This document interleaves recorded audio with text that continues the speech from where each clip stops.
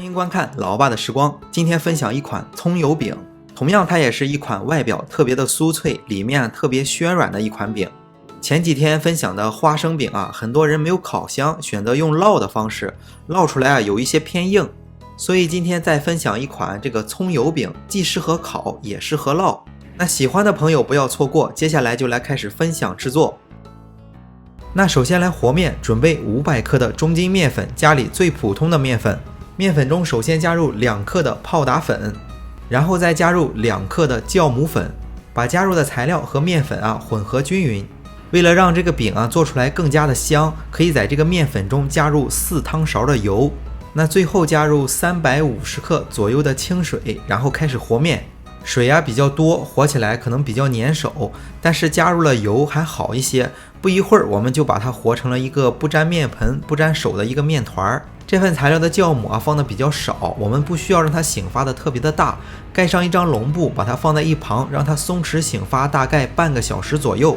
接下来炸油酥，起锅烧油，锅中加入300克的油，把锅中的油不需要烧至特别的热，这样特别的危险。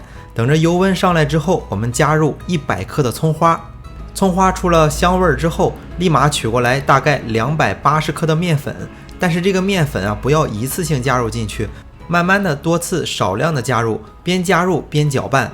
全部加入完之后，在油锅里翻炒，翻炒到出现面香味之后就开始关火，全程火不用特别的大，中小火就可以了。那炒好之后，把它倒入到一个容器当中，看上去就像一碗特别稠的饭。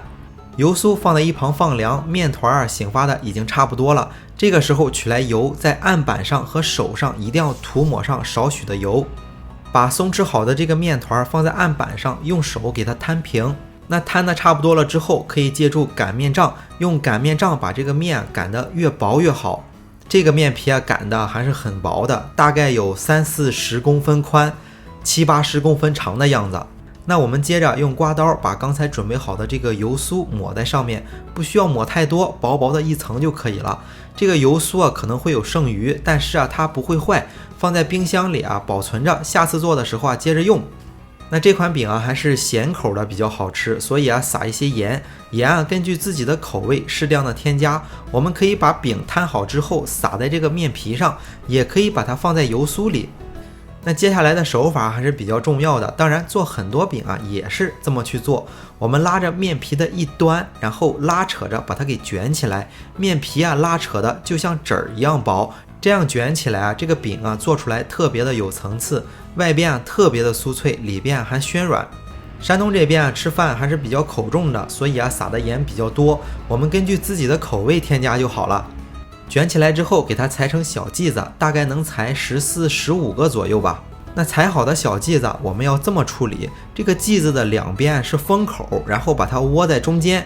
那我们借助大拇指把这个封口给它锁在里面，这样表面冲上一个光滑的小剂子就做好了。那接下来就把小剂子擀成小烧饼，放在烤盘里进行烘烤了。